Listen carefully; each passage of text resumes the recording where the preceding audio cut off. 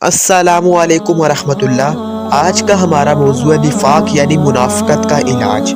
سب سے پہلے ہمیں یہ پتہ ہونا چاہیے کہ نفاق کہتے کسے ہیں۔ نفاق کہتے ہیں دو روحی کو، دوگلے پن کو، منافقت کو عربی میں، ایمان جس کا کنوکشن نہیں ہوتا۔ نفاق کا علاج ہے انفاق فی سبیل اللہ، کہ اللہ کی راہ میں مال خرچ کرنا۔ اسی سے تو محبت ہوتی ہے، جس کی وجہ سے اللہ تعالیٰ کو رسپونس نہیں کر سکتے۔ سارا فتنہ اسی کے گرد گھومتا ہے۔ تو نفاق کا علاج ہے انفاق فی سبیل اللہ۔ آج ہم اس حوالے سے احادیث بیان کریں گے۔ پہلی حدیث صحیح بخاری اور مسلم کی متفق علیہ حدیث ہے۔ نبی صلی اللہ علیہ وسلم نے ارشاد فرمایا، اگر ابن آدم کے پاس دو وادیاں ہوں مال و دولت کی بڑی ہوئی، تو وہ تمنا کرے گا مجھے تیسری بھی مل جائے۔ اس کا پیٹ صرف قبر کی مٹی ہی پڑے گی، وَلِيَعُوذُ بِاللَّهِ تعالی۔ دوسری حدیث صحیح مسلم کی، آپ صلی اللہ علیہ وسلم نے تلاوت کی، الہاکم التکاثر حتی زرتم المقابر۔ ترجمہ اس کا یہ ہے، تمہیں کثرت مال کی لالچ نے ہلاک کر دیا یہاں تک کہ تم نے قبر کا منہ جا دیکھا۔ پھر آپ صلی اللہ علیہ وسلم نے ارشاد فرمایا، انسان کہتا ہے میرا مال میرا مال میرا مال، جبکہ انسان تیرا مال تو وہ ہے جو تو نے کھا پی لیا یا پہن کر بوسیدہ کر لیا یا اللہ کی راہ میں خرچ کر کے آخرت کے لیے ذخیرہ کر دیا، یہی تیرا مال ہے۔ جو پیچھے چھوڑ دیا وہ تو تیرے ورثہ کا مال ہے۔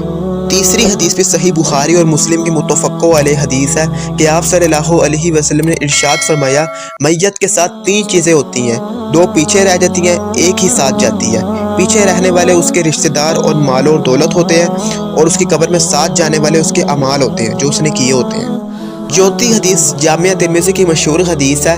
آپ صلی اللہ علیہ وسلم نے ارشاد فرمایا، ہر امت کا کوئی نہ کوئی فتنہ ہے، اور میری امت کا فتنہ مال ہے۔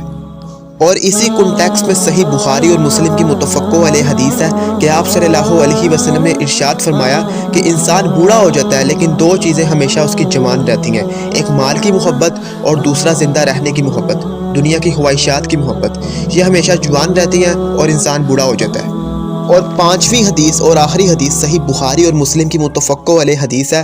آپ صلی اللہ علیہ وسلم نے دعا کرتے ہوئے عرض کی کہ اے اللہ، محمد اور آل محمد کو بس اتنا ہی رزق دینا کہ ان کی روح اور جسم کا رشتہ برقرار رہ سکے۔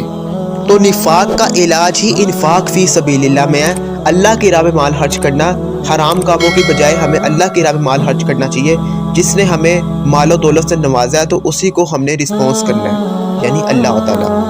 اللہ تعالیٰ سے دعا ہے کہ جو میں نے حق بات کہی اللہ تعالیٰ ہمارے دلوں میں راسخ فرمائے، اور اگر جذبات میں میرے منہ سے کوئی بری بات نکل گئی تو اللہ تعالیٰ ہمارے دلوں سے ہی معاف کر دے، اور ہمیں کتاب و سنت کی صحیح تعلیمات پر عمل کرنے کی اور اپنے دوسرے بھائیوں تک پہنچانے کی توفیق عطا فرمائے۔